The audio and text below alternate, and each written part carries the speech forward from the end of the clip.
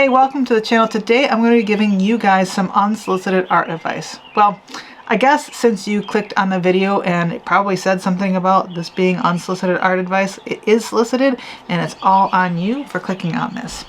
Anyway, the first piece of advice that I have for you is don't let your age define what type of art you want to do. If you want to do fantasy art and you're 7 years old, do fantasy art. If you want to do cute anime girls, do cute anime girls. It doesn't matter what your age is. And I know that sounds really stupid to say out loud, but it is something that I struggled with for quite a while.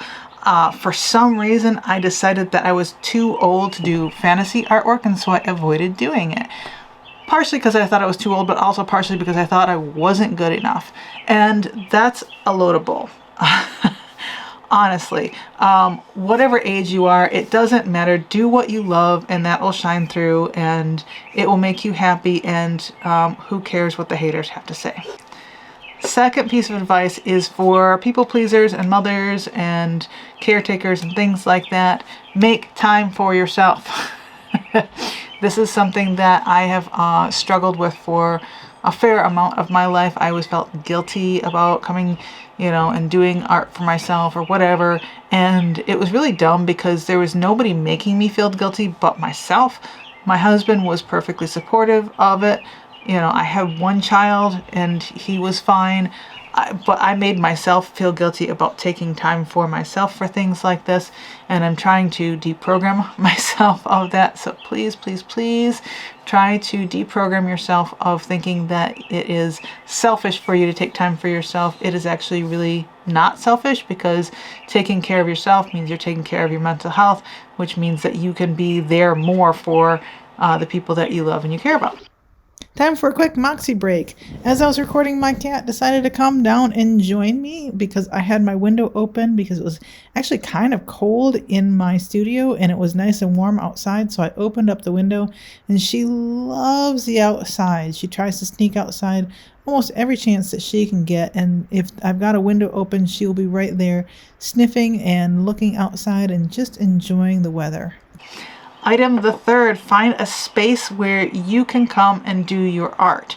It doesn't have to be like a full studio like I have. I've got a whole bedroom that I use, but find a space that you can use to do your art, and make it the space that you do your art and don't do a bunch of other things, because when you come into that space, you're going to feel much more motivated to do art. And it doesn't have to be a big space. Like I said, it can be just like, hey, this end of the kitchen table is where I do my art, or this little corner, or by this window, or whatever, I'm going to do it. And if you can find like kind of common times that you go and do your art, even better, because it'll just kind of get you in the mood. A lot of people talk about doing things like lighting candles and things like that, just to kind of set the mood and get you into like the mode of doing art. It's just like the idea of going into the office to do work, right? Part of the idea of going into the office is it gets you into the mindset of, okay, cool, this is where I do work. I have an office upstairs because I work from home part-time, and that's where I do work from. And when I get there, it's like, cool, I'm doing work. When I get down here, it's like, cool, I'm doing art. So if you can find a little space to set aside for you to do art, please do so. It will make it just kind of easier to get into the flow of doing things. Next thing, don't trick yourself into thinking or into believing that that subject is too hard. Just try it. See how far you get, because honestly, you don't know how well you can do with something until you've tried it. And once you try it, then you've got a better idea of like where you need to work and that sort of thing in order to be able to get to the place that you want to be. But if you just avoid it because you think it's too hard or that you're not good enough, you'll never know if you can get there, and you will never get there because you're never going to tackle it. So just try it. If it fails, it fails. You've learned something. I know failure is hard, and a lot of us have failure avoidance, but in art, you're going to fail a lot. But it's not a failure if you're learning from it. So please, please, please, just try it. You don't have to show it to anybody. If it turns out like crap and you really don't want to look at it again, paint over it, throw it away, put it in a drawer that you don't have to look at it again, something, just give it a try. The next thing isn't exactly a piece of advice, but I'm going to share something that I'm hoping will make more artists feel not so alone. A lot of art videos that I see about like how to fill your sketchbook talk about going to draw your go-to thing or the thing that you love to draw or whatever. I don't have one of those, and I know that I'm not the only one that is like this. I am not a person that draws from my imagination a lot, so I don't have a thing that I love to draw, that I draw all the time.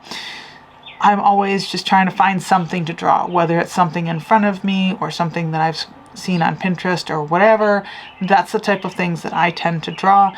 I do have kind of categories of things that draw my attention more, but it's not like this is my go-to thing.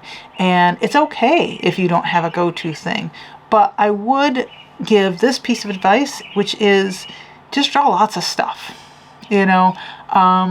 Open up Pinterest or go to Instagram or Pixabay or whatever, and just scroll through things until you see something that looks interesting and try to draw it.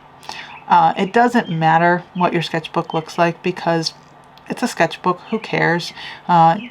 If you look at my last video, it was a sketchbook tour of the first half of my 6th sketchbook, and there's not a lot of kind of consistency other than there's a lot of gesture drawings, and some of the pages just have a bunch of random stuff on there.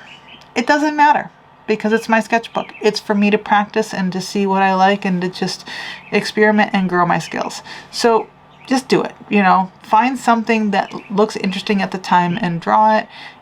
If you don't have a go-to thing, that's okay. Not everyone does. My next piece of advice kind of, some people say this and some people say opposite, but draw every day only if you feel like it. You don't have to draw every day. You don't have to create every day. And sometimes you just need a break. Sometimes you need to go refill your creative cup. There's lots of ways to do that. You can go for a walk in nature. You can read a book. You can binge watch a TV show, whatever it is. Sometimes you just need to step away from art for a little bit because you just don't have it in you at the moment, and that's okay. That doesn't mean there's anything wrong with you. It doesn't even necessarily mean you have art block. It just means that you're just not in the mood for it today, and that's okay. We all have days like that. Anyway, that's all for today. I'm sorry there wasn't a whole lot of, well, there wasn't any art in this video. Hopefully you found the advice helpful. I know it's something that I wish I had heard earlier and I had actually taken to heart earlier, and I hope you guys get a chance to enjoy beautiful weather if you've got it, and I will see you next week. Bye.